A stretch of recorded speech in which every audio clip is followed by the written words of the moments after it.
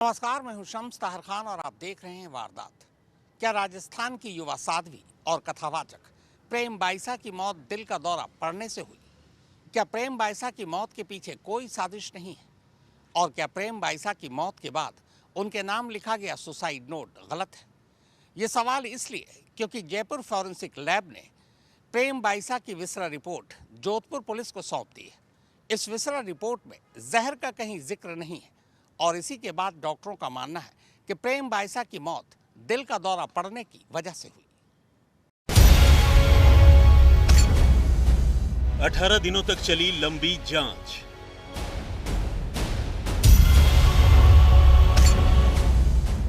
चवालीस अलग अलग लोगों के बयान।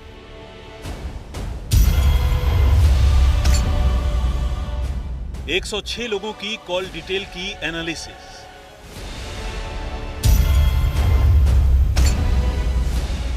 साध्वी की मेडिकल हिस्ट्री की जांच।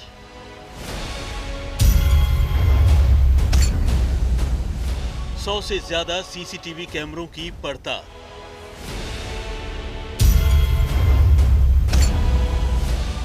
और 37 से ज्यादा विसरा और तरह तरह की चीजों के नमूने। एक लंबी और चुनौतीपूर्ण तफ्तीश के बाद राजस्थान की मशहूर साध्वी प्रेम बाइसा की मौत के रहस्य से आखिरकार पर्दा हट ही गया। इस मामले में फाइनल ओपिनियन के लिए जोधपुर पुलिस को फॉरेंसिक साइंस लैबोरेटरी यानी एफएसएल की रिपोर्ट का इंतजार था। उस रिपोर्ट के बाद पुलिस ने इसे लेकर फिर से मेडिकल एक्सपर्ट से चर्चा की और आखिरकार प्रेम बाइसा की मौत के सच का खुलासा कर दिया। 28 जनवरी को हुई प्रेम बाइसा की मौत के बाद से ही इसे लेकर चर्चाओं का बाजार गर्म था।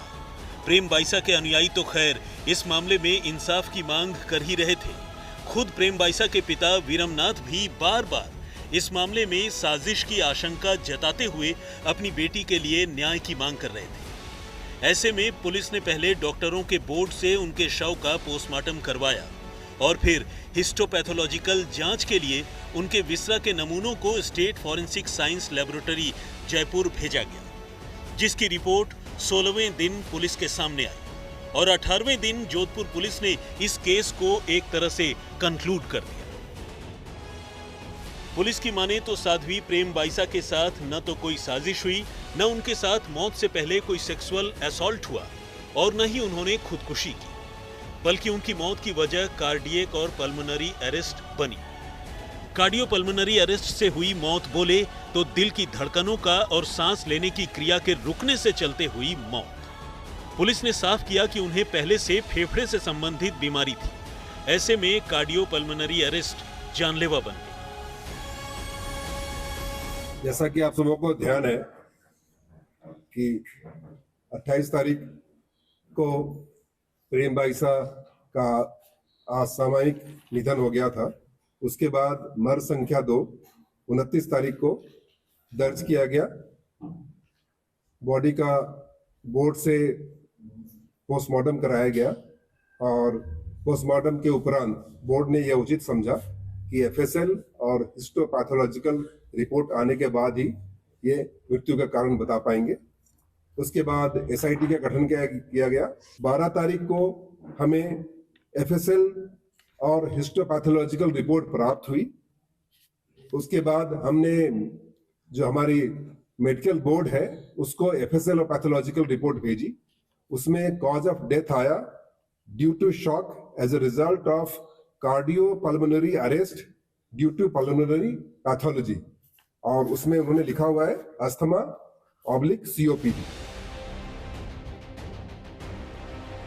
वैसे तो इस मामले में कई पेच थे, लेकिन सबसे बड़ा पेच साध्वी को मौत से ऐन पहले लगाए गए इंजेक्शन का ही था, क्योंकि सामने आई खबरों के मुताबिक इंजेक्शन लगाए जाने के बाद ही उनकी तबीयत एकाएक बिगड़ी और जब तक उनके पिता और आश्रम के लोग उन्हें लेकर अस्पताल पहुंचे तब तक उनकी जान चली गई। ऐसे में इंजेक्शन में दी गई दवाओं की जांच के साथ साथ पुलिस के लिए उस कंपाउंडर की भूमिका की पड़ताल भी जरूरी थी।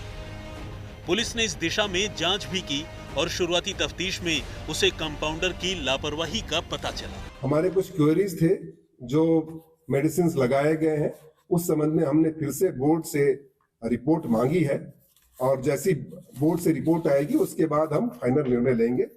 एक तथ्य सामने आया कि जो इंजेक्शन दिया गया है देवी सिंह जो कंपाउंडर है उनके द्वारा, तो उसमें ड्रग रूल की अवहेलना पाई गई, जो कि जो मेडिसिन दिए गए थे वो शेड्यूल एच में आते हैं और उसको एक प्रिस्क्राइब्ड मेडिकल प्रैक्टिशनर ही दे सकता है जो कि शेड्यूल ड्रग है। आपको याद होगा कि 28 जनवरी को साध्वी की तबीयत बिगड़ने पर जोधपुर के एक कंपाउंडर देवी सिंह राजपुरोहित को आश्रम की ओर से साध्वी के इलाज के लिए बुलाया गया था और तब देवी सिंह 2 दवाओं के साथ साध्वी के पास पहुंचा था। साध्वी को ये दवाएं पहले भी दी जाती रही हैं। इन दवाओं में डेक्सोना और डायनापार शामिल हैं। मगर गौर करने वाली बात यह है कि ये शेड्यूल एच की दवाएं हैं, जिन्हें बिना किसी मेडिकल प्रैक्टिशनर यानी डॉक्टर की इजाजत या देखरेख के बगैर दिए जाने की सख्त मनाही है। इसके बावजूद देवी सिंह राजपुरोहित ने न सिर्फ साध्वी को इन दोनों दवाओं का इंजेक्शन दिया, बल्कि वो बगैर किसी प्रिस्क्रिप्शन यानी डॉक्टर की पर्ची के खुद ही ये दवाएं लेकर साध्वी के पास पहुंच गया था, जो कि एक गैर कानूनी हरकत है। National nursing and midwifery commission act 2023 की भी अवहेलना है, चूंकि ये नर्सिंग का कोर्स कर चुके थे, परंतु इन्होंने जो मेडिसिन एक रजिस्टर्ड डॉक्टर दे सकता है उन्होंने वो एडमिनिस्टर किया। चूंकि ये पहले भी उनके यहाँ इलाज के लिए जाते थे, जैसा कि तथ्यों में आया है और एनिमेशन में भी आया है, इनके नॉलेज में था कि किन मेडिकल कंडीशंस में वो गुजर रही हैं। इसके बावजूद भी उन्होंने जो सेट नॉर्म्स हैं उनकी अवहेलना की, तो प्रथम दृष्टया उपेक्षापूर्ण कृत्य करना कंपाउंडर के द्वारा पाया गया है। जोधपुर पुलिस ने साफ किया है कि कंपाउंडर की लापरवाही को लेकर वो नए सिरे से मेडिकल बोर्ड से राय मांग रही है, ताकि ये साफ हो सके कि क्या कंपाउंडर देवी सिंह राजपुरोहित की ओर से दिया गया इंजेक्शन ही उनकी मौत की वजह बनी या नहीं। पुलिस ने कहा कि इस मामले में मेडिकल बोर्ड की राय आने के बाद ही देवी सिंह राजपुरोहित के खिलाफ आगे की कार्रवाई की जाएगी। इस संबंध में जैसे ही हमारी पोस्टमार्टम की जो बोर्ड है उसकी तरफ से जो हमने एक्सप्लेनेशन मांगे हैं और उसकी रिपोर्ट आएगी, तो हम बीएनएस और जो राजस्थान मेडिकल एक्ट 1952 के तहत कार्रवाई करेंगे। साध्वी को 28 जनवरी को 2 इंजेक्शन लगाए गए थे, डायनापार और डेक्सोना। डायनापार यानी डाइक्लोफिनेक और डेक्सोना यानी डेक्सामेथासोन। तेज दर्द, सूजन, चोट और सर्जरी के बाद होने वाले दर्द से निजात दिलाने वाली ये दवाएं आमतौर पर एक साथ दी जाती हैं, लेकिन इसकी शर्त है कि इन्हें डॉक्टर की निगरानी में ही दिया जाना जरूरी है, क्योंकि इन्हें दी जाने में बरती गई मामूली लापरवाही भी जानलेवा साबित हो सकती है। एक्सपर्ट्स बताते हैं, कभी कभार एक ही सिरिंज से डाइक्लोफिनेक और डेक्सामेथासोन का इंजेक्शन मरीज के लिए खतरनाक कार्डियोवैस्कुलर इवेंट यानी हार्ट फेल की वजह बन सकती है। कई बार इन दवाओं से पेट से संबंधी समस्याएं, सिर चकराने, सिर दर्द या इन्फेक्शन यानी संक्रमण का खतरा भी बढ़ जाता है। यही वजह है कि ये दवाएं सिर्फ डॉक्टर की निगरानी में ही दी जाने की बात कही जाती है। लेकिन साध्वी प्रेम बाइसा के मामले में डॉक्टर की निगरानी वाली बात की अनदेखी की गई। अब सवाल यही है कि क्या साध्वी के शरीर में इन 2 दवाओं का रिएक्शन हो गया, जिसके चलते उनकी जान चली गई। पुलिस फिलहाल ये पता लगाने में जुटी है। फिलहाल इंजेक्शन लगाने वाला कंपाउंडर बेशक डॉक्टर की पर्ची के मुताबिक ही इंजेक्शन लगाने की बात कह रहा है, लेकिन यह भी सच है कि वो पर्ची पुरानी थी। साध्वी ने 28 जनवरी को किसी डॉक्टर से कोई सलाह नहीं ली थी। अजमेर से प्रोग्राम कर लौटने के बाद जब साध्वी की तबीयत बिगड़ी तो उन्होंने अपने पिता से ट्रीटमेंट करवा देने की बात कही थी। हालांकि अस्पताल जाने के पिता की पेशकश को उन्होंने ठुकरा दिया। इंजेक्शन मतलब वो जो क्वांटिटी उनके लिखी हुई थी वही लगाया था मैंने। और लेकिन आपने अपने मन से नहीं लगाया जो प्रिस्क्रिप्शन में? हाँ, मैंने मन से नहीं लगाया। मेरे को इस नर्सिंग पेशे में मैं 2007 से हूँ, मेरे को 17-18 साल हो गए। इस इंजेक्शन मैंने ऐसे इंजेक्शन और लगाए हैं, और ऐसा क्या हुआ इसमें जो मेरी जिंदगी उथल-पुथल हो गई। तो उनको अच्छा लग रहा है कि अब मेरे कंटिन्यू कार्यक्रम चल रहे हैं, लेकिन गले में थोड़ा सा खराश है, तो गुरुजी जल्दी कोई ट्रीटमेंट करवा दो। मैंने बोला परीक्षा चलते हैं। एफएसएल और हिस्टोपैथोलॉजिकल रिपोर्ट के सामने आने के बाद साध्वी की पोस्टमार्टम रिपोर्ट के बाद बनी असमंजस की स्थिति भी काफी हद तक साफ हो गई है, क्योंकि इन रिपोर्ट में बताया गया है कि साध्वी के शरीर में न तो कोई अंदरूनी या बाहरी चोट के निशान थे और न ही उनके शरीर में कोई जहरीली चीज पाई गई है, यानी उनकी मौत की वजह कुदरती थी। ये और बात है कि ये कुदरती वजह उन्हें इंजेक्शन में दी गई दवाओं की वजह से बनी या नहीं, इसकी अलग से जांच चल रही है। तो मैं आपको बता दूं, इस दौरान जिन जिन लोगों के बयान लिए गए, जो तथ्य संग्रहित किए गए, जो साइंटिफिक अन्वेषण किया गया, उसमें यह तथ्य बहुत ही क्लियर कट आया कि इसमें पॉइजन नहीं पाया गया है बॉडी में। चूंकि ये मामला एक जानी मानी युवा साध्वी की रहस्यमयी मौत से जुड़ा है, इसे लेकर तरह तरह के सवाल उठ रहे थे। ऐसे में जोधपुर पुलिस की ओर से बनाई गई एसआईटी ने हर उस पहलू को खंगालने की कोशिश की जिसका कनेक्शन उनकी मौत के मामले से जुड़ता था।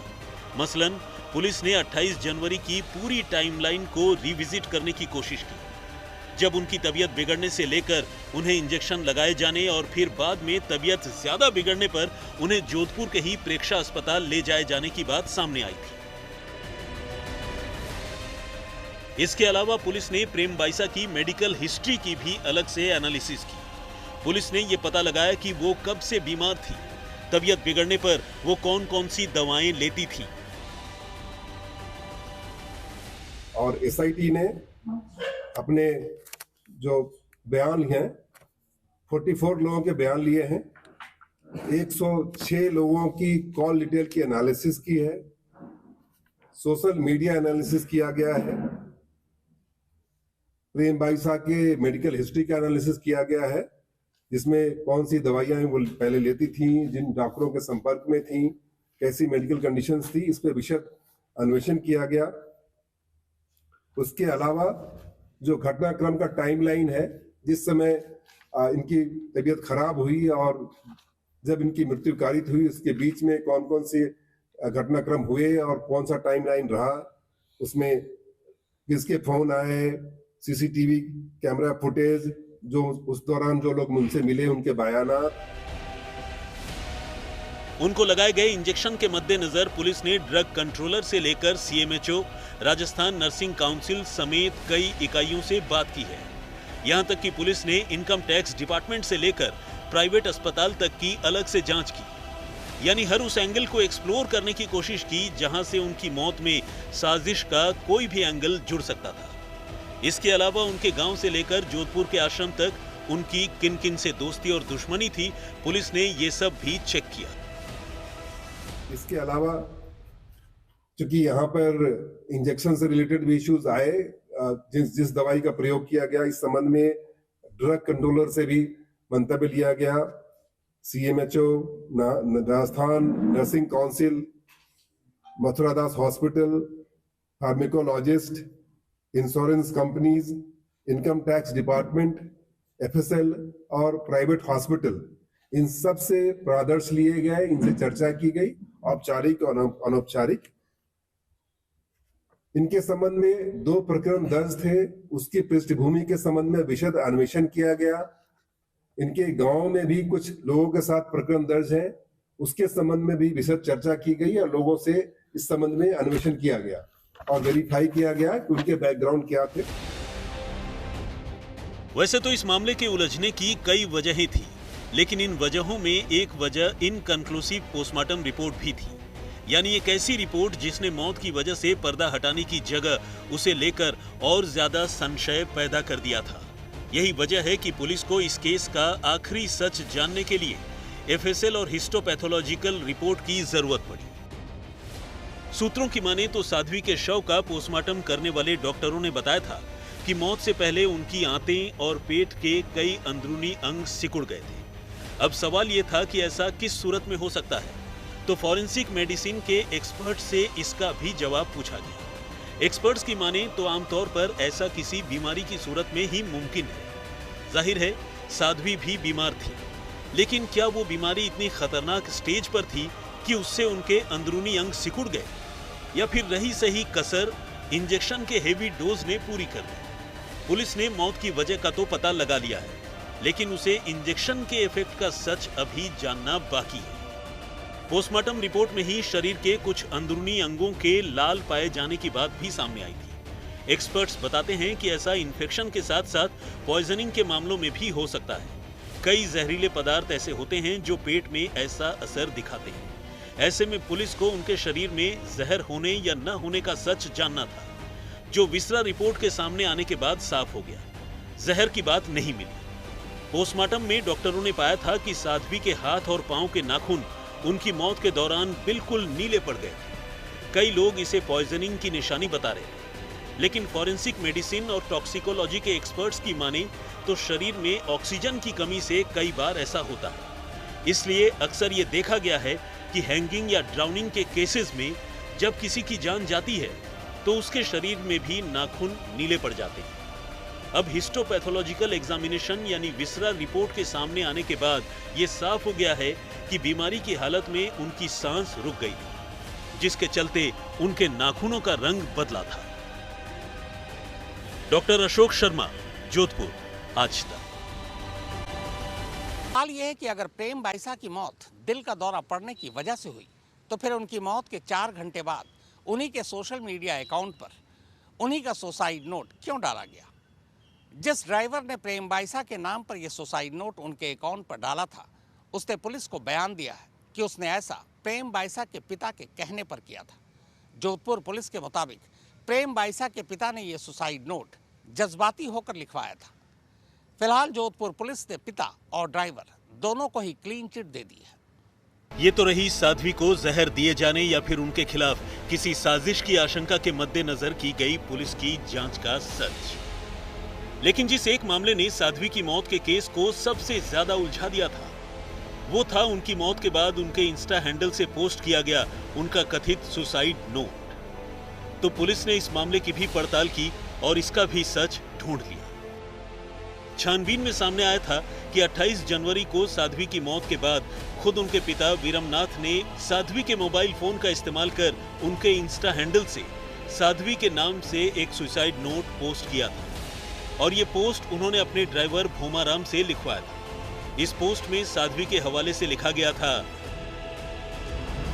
मैंने हर एक क्षण सनातन प्रचार के लिए जिया। दुनिया में सनातन धर्म से बड़ा कोई धर्म नहीं है। आज अंतिम श्वास तक मेरे दिल में सनातन ही है। मेरा सौभाग्य है कि मैंने सनातन धर्म में जन्म लिया और अंतिम श्वास भी सनातन के लिए ली। मेरे जीवन में आदि जगत गुरु शंकराचार्य भगवान, विश्व योग गुरुओं व पूज्य संत महात्माओं का हर पल आशीर्वाद रहा। मैंने आदि गुरु शंकराचार्य और देश के कई महान संत महात्माओं को लिखित पत्र लिखा, अग्नि परीक्षा के लिए निवेदन किया, लेकिन प्रकृति को क्या मंजूर था। इस दुनिया से हमेशा के लिए अलविदा, लेकिन ईश्वर और पूज्य संत महात्माओं पर पूर्ण भरोसा है। मेरे जीते जी नहीं तो जाने के बाद तो न्याय मिलेगा। जाहिर है इस सुसाइड नोट में वो अपनी मौत की बात भी लिखती हुई दिख रही थी और साथ ही अग्नि परीक्षा देने की पेशकश करने का भी जिक्र कर रही थी। ये पेशकश जो वो पहले भी वायरल वीडियो के सामने आने के बाद कर चुकी थी, यानी उनकी मौत का कनेक्शन उस वायरल वीडियो से भी जुड़ता है जिसने उनकी और उनके पिता और गुरु की जिंदगी में भूचाल ला दिया। ऐसे में पुलिस को सुसाइड नोट और वीडियो वाले मामले की भी जांच करनी थी। पुलिस ने इस मामले की जांच की और ये साफ हुआ कि साध्वी के पिता वीरमनाथ ने बेटी की मौत के बाद जज्बात में आकर उनकी इंस्टा आईडी से वो नोट पोस्ट करवाया था। इसके पीछे कोई साजिश जैसी बात नहीं थी। पिता वीरमनाथ द्वारा एक पोस्ट भी करवाई गई थी सोशल मीडिया पर। वो पोस्ट में इतना गैप था, क्या रहा इन्वेस्टिगेशन में उसको लेकर? जो पोस्ट कराया गया था उनके ही किसी हाउस हेल्प की मदद से उन्होंने पोस्ट किया था और जब उसका हमने पूरा अन्वेषण किया, डेफिनेटली उससे कॉज ऑफ कंसर्न जागृत हुआ था, परंतु कोई ऐसा मेलाफाइड नहीं पाया गया और यह पाया गया कि वो अटेंशन कॉल करने के लिए, लोगों को इकट्ठा करने के लिए, और जो एक मानवीय दृष्टिकोण भी है कि जब किसी के पुत्र की मृत्यु होती है तो भावनात्मक क्षण होता है, इस कारण से भी किया जाना होगा, परंतु कोई ऐसा मेलाफाइड इंटेंशन नहीं पाया गया। अब सवाल यह है कि आखिर साध्वी के उस वीडियो में ऐसा क्या था जिसकी वजह से साध्वी ने अग्नि परीक्षा देने की बात कही थी। 13 जुलाई 2025 यही वो तारीख थी जब साध्वी प्रेम बाईसा का एक प्राइवेट वीडियो सोशल मीडिया पर वायरल हुआ और इस वीडियो को लेकर तरह तरह के सवाल उठाए जाने लगे। ये वीडियो जोधपुर के उसी कुटीर आश्रम का बताया जाता है जहां साध्वी प्रेम बाईसा की रिहाइश थी। वीडियो की तारीख के मुताबिक ये तस्वीरें 8 जनवरी 2021 की रात 10:22 की है। वीडियो में साध्वी एक कमरे में बिस्तर पर लेटी नजर आ रही है, जबकि कमरे में आती जाती एक महिला उनसे बातचीत कर रही है। इस बीच भगवा वस्त्र पहने, सिर पर पगड़ी लगाए एक शख्स सीधे साध्वी के कमरे में पहुंचता है और साध्वी के गालों को छूकर उन्हें पुचकारने लगता है। इसके बाद साध्वी बिस्तर से उठती है और उस आदमी के गले लग जाती है। वो शख्स भी साध्वी को आलिंगन करते हुए थोड़ी देर के लिए उन्हें गोद में उठा लेता है। बस इसी वीडियो के बहाने सोशल मीडिया पर लोग साध्वी और उनके साथ नजर आ रहे शख्स को जज करने लगते हैं और उनके आचरण पर सवाल उठाए जाने लगते हैं। लेकिन एक गुरु और पिता के साथ साध्वी की इन निजी तस्वीरों ने साध्वी और उनके गुरु के रिश्ते पर सवाल खड़े कर दिए। ये और बात है कि तब साध्वी ने इस वीडियो के लीक होने पर न सिर्फ आश्रम के ही कुछ लोगों के खिलाफ FIR दर्ज करवाई थी, बल्कि इसे लेकर अपनी सफाई भी दी। साध्वी ने तब बताया था कि ये तस्वीरें तब की है जब वो गहरे अवसाद में थी और उनके पिता उनसे गले लगकर उन्हें ढाढ़स बंधा रहे थे। फिलहाल जोधपुर पुलिस की SIT ने इस मामले में अपनी रिपोर्ट पुलिस कमिश्नर को सौंप दी है, जिसमें साध्वी की मौत में किसी भी तरह की साजिश, कत्ल या खुदकुशी की संभावनाओं को खारिज कर दिया गया है। लेकिन इतना जरूर है कि इस मामले में उन्हें आखिरी बार इंजेक्शन लगाने वाले कंपाउंडर की लापरवाही सामने आई है, जिसके खिलाफ अब पुलिस कार्रवाई करने की तैयारी कर रही है। डॉक्टर अशोक शर्मा, जोधपुर, आज तक। तो वारदात में फिलहाल इतना ही, मगर देश और दुनिया की बाकी खबरों के लिए आप देखते रहिए आज तक।